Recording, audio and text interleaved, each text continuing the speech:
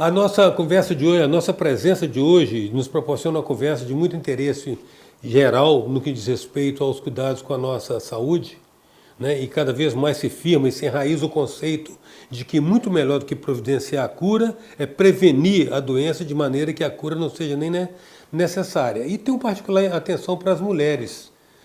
Nós vamos conversar com a autoridade, um especialista na área de hormonal, da reposição hormonal, referência aqui no Espírito Santo, e certamente você vai ter a oportunidade de ter informações que até então você não tinha sobre esse assunto, inclusive desmistificando alguns mitos e tabus. A nossa presença é do Dr. Elvídio dos Santos, ginecologista, obstetra e uma série de outras titularidades que ele tem nessa área, e com ele que nós vamos conversar. Como me faltou elementos para poder ficar descrevendo tudo que você fez, doutor Elvídio, então vamos falar de novo. O senhor é ginecologista, obstetra. Obstetra, com o título de especialista nessas duas áreas, tem uma qualificação em videocirurgia laparoscópica, né, que a gente dá diagnóstico de doenças pélvicas, tem o pós em sexologia clínica e educação sexual, tem uma outra pós em fisiologia, master em fisiologia e hormônios, e estou concluindo agora uma outra pós em bioquímica e metabolismo. Essa não está fácil não, essa está difícil. Doutor Vide, é uma questão que se coloca, que já conversei com o nosso telespectador, principalmente a nossa telespectadora, essa polêmica que envolve o potencial risco da reposição hormonal. O que tem de mito e de realidade nisso? O que tem de realidade é que a gente tem que saber de que hormônio a gente está falando. A gente está falando de hormônio sintético, semissintético ou bioidêntico. Se você está falando de sintético, já tem pesquisas mostrando que, infelizmente, até o uso prolongado de anticoncepcionais podem alterar um pouquinho a incidência de cânceres, do modo geral, principalmente de mama. Você está falando dos semissintéticos, que é a associação do sintético com o bioidêntico ou biossímile ou hormônio isomolecular, que tem a molécula igual à molécula do hormônio que a gente produz. Aí a gente está falando de um hormônio menos agressivo, digamos assim. Se você está falando de hormônio bioidêntico, isso não tem por que ter medo, porque é o hormônio que você está produzindo, está usando igual que você produziu, molécula similar. Doutor, e existe hormônio bioidêntico? Sim, com certeza existe. A medicina evoluiu muito e tem uma tecnologia chamada nanotecnologia, que a gente pode usar hormônio bioidêntico. Então, o hormônio bioidêntico, ou biossímile, ou biomolecular, é um hormônio que não é oncogênico. Mas para você prescrever hormônio para um ser humano, você tem que primeiro saber se ele tem deficiência, se ele tem falha, que aí você pode repor, não passar hormônio por recreação. E você tem que, segundo, escolher o hormônio numa dosagem adequada, sempre começar com dosagens mais baixas, para que você não venha ter a infelicidade de ter efeitos colaterais, que podem dar efeitos colaterais até os bioidênticos. Então, tem mito? Tem. Teve verdade no passado nesse sentido? Tem também. Então, o problema é não banalizar, né? Não generalizar também, né? Não generalizar. Quer dizer que a reposição hormonal, observadas essas precauções, ela é adequada e mesmo necessária. Mesmo necessária. Nós estamos ficando... Tem um questionamento. A gente envelhece porque a gente para de produzir hormônio, ou a gente para de produzir hormônio e pronto, envelheceu, né? Então, a verdade é o seguinte, as nossas glândulas vão envelhecendo para tirar a gente da terra. Eu brinco às vezes com as minhas pacientes que a gente, não desrespeitosamente, a gente é bananeira que deu cacho, passou dos 50 anos, a coitada da mulher entrou na menopausa, está lá cheio de calorão, cheio de fogacho, engordando, com dores articulares, perdendo massa muscular, ela está envelhecendo. E se a gente tem uma reposição hormonal adequada, vai melhorar a qualidade de vida Retarda dela. pelo menos o processo, né? Retarda esse processo mais um pouco. Memória, né? Quantas mulheres às vezes entram na menopausa e têm memória ruim? Então, a reposição hormonal veio para ficar, tá? Adequado, repor o que está faltando. E como é que você está vendo essa fobia que se instalou a partir disso aí, essa cancerofobia, digamos assim, ou hormonofobia?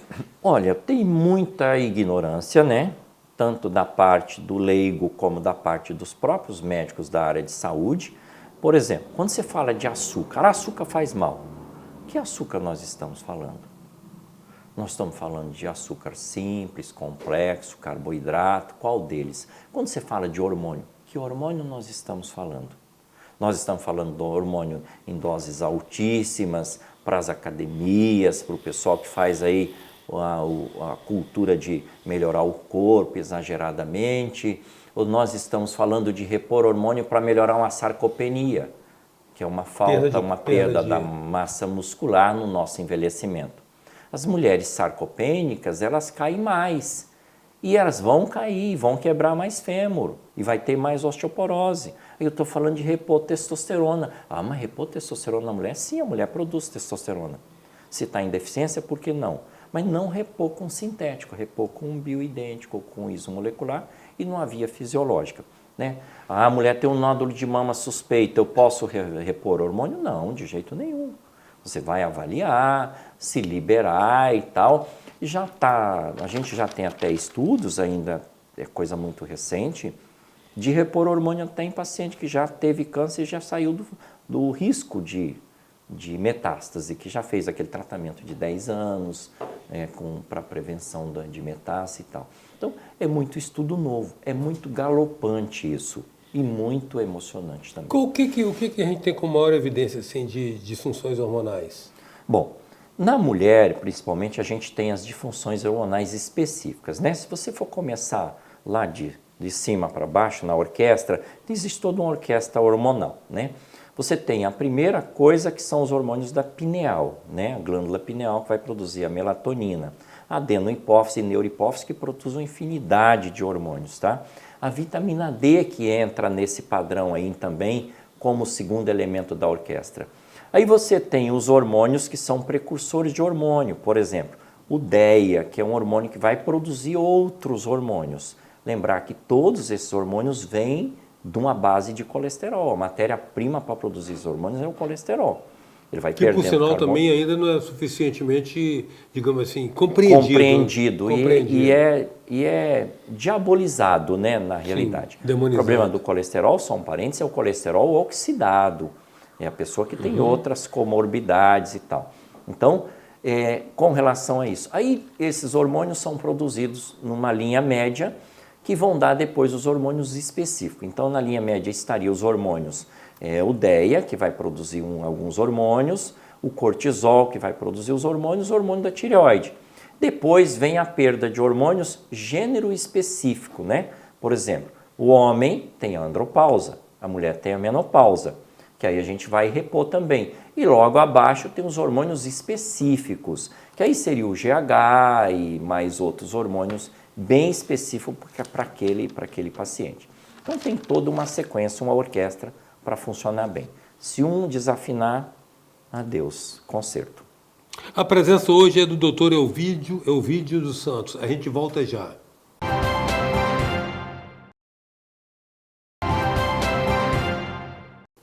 Voltamos com a presença do Dr. Elvídio dos Santos. Dr. Elvídio, a questão do mal que meio que recorrentemente aflige, me parece, mulher. Eu não sei se é gênero específico, endometriose. Gênero específico, né? Uma doença essencialmente feminina da mulher. Tem uma cadeia de produção de hormônio. Um dia o córtex cerebral entrou em contato com a adenohipófise gerou um comando para ir lá no ovário, para o ovário recrutar o que a gente chama de um folículo, para esse folículo produzir um hormônio chamado estrogênio. A mulher tem 3 estrogênios, tem a estrona, o estradiol e o estriol. Cada um tem uma função bem específica. O estradiol é o mais comum, que as mulheres conhecem mais, que vem inclusive nas pílulas anticoncepcional, etinil e estradiol, ou na reposição hormonal da menopausa. Só que esse hormônio em excesso, associado a algumas outras coisas, por exemplo, falta de atividade física, alimentação inadequada, depressão, imunidade, esse hormônio produzindo muito, ele pode produzir muito uma célula que tem dentro do útero. Imagina um mamão, onde tem a casca do mamão, a carne do mamão e a semente do mamão. A semente do mamão corresponde ao endométrio, a camada interna do útero. Essa semente proliferada pode se implantar em outros lugares, na trompa, no ovário, no intestino, atrás do útero, em cima da bexiga, dá o que a gente chama de endometriose profunda. Quando o organismo está bom, ele faz uma limpeza, uma depuração e não acontece. Mas quando implanta ali o endométrio fora do lugar, chama-se endometriose. E normalmente, como que ela se manifesta? Qual a sintomatologia? Desde zero de sintomatologia, ela só vai descobrir isso quando ela tenta engravidar e não consegue, até muita sintomatologia. Dor incapacitante, cólicas menstruais, sangramento excessivo, nódulos a ultrassom que aparece, exame ginecológico difícil de fazer, dispareunia, que é dor na hora da relação sexual, sangramentos, que eu já disse. Outra coisa, é uma doença estrogênio dependente, ela depende do estrogênio. Miomas relacionado também às vezes. Então a endometriose é uma doença, como eu disse, desde silenciosa até graves sintomas. Só que ela tem, na maioria das mulheres, um alerta. Aquela menina que menstruou muito mais cedo, que tem muita cólica menstrual, que fica incapacitante de não ir para a aula, de sujar muita roupa, que tem muitas anemias, que cai a ferritina e outros elementos por sangrar demais. Isso é sinal que está produzindo muito estrogênio, o estrogênio está fazendo muito endométrio e o endométrio está fazendo sangrar bastante. Então, já é um sinal de alerta. Essa menina tem que ser acompanhada, tá? Acompanhada, para no futuro não descobrir que tem endometriose só porque não engravidou. Né? E hoje em dia as mulheres estão tendo para ter filhos mais tarde, por causa da faculdade, por causa da carreira profissional, aí elas demoram mais ter filhos, mais chance para desenvolver endometriose. Predispõe. Predispõe, porque ela vai menstruar mais vezes. Se ela engravidar com 35, diferente da que engravidou com 20, ela menstruou mais 15 anos, que cada vez que a mulher engravida, ela diminui o estrogênio, que ela amamenta, ela diminui o estrogênio. E aí, mais estrogênio, mais risco de endometriose, mais estresse, essas coisas todas. Doutor Ovidio, quais são as disfunções hormonais mais características por gênero? São por faixas etárias. Por exemplo, a menina adolescente, elas às vezes têm disfunção hormonal de ter excesso de estrogênio. O estrogênio e a progesterona têm que estar em equilíbrio, às vezes não estão. Então ela tem predomínio de estrogênio. Isso já é uma disfunção hormonal, já é conhecido como uma doença com CID, tudo isso tem tratamento. Ela tem também deficiência de progesterona, às vezes. E essa deficiência de progesterona leva essa menina a ter abortamentos repetitivos, ou dificuldade de engravidar, ou de ovular e tal. Não é só isso, tem também que avaliar a tireoide nessa menina, que pode ter outros fatores, tá? No menino, às vezes, e na menina, dificuldade de crescimento por causa do GH, do hormônio do crescimento, por causa de sono, dificuldade de crescimento por causa da tireoide, o cortisol, às vezes, em excesso. Então, tem muitos hormônios, depende da faixa etária. Na fase adulta da mulher, que a gente chama de menacne, às vezes é dificuldade de engravidar, é uma alteração, pode ser uma alteração hormonal. Miomatose, uma alteração hormonal. Cólicas menstruais excessiva, pode ser alteração hormonal. E dores na mama, pode ser alteração hormonal. Aí chegou a menopausa. Menopausa é uma decadência total dos hormônios femininos. Aí cai, infelizmente, vários e todos, mas principalmente os hormônios ligados à sexualidade, né? Diminuição da libido, diminuição da massa muscular, da força física, memória, gente. Mulher, às vezes, que está com deficiência de lapsos de memória, às vezes está relacionado, brancos, né? Aqueles brancos que a gente chama, esquece o nome até do cachorrinho dela que ela chama todo dia.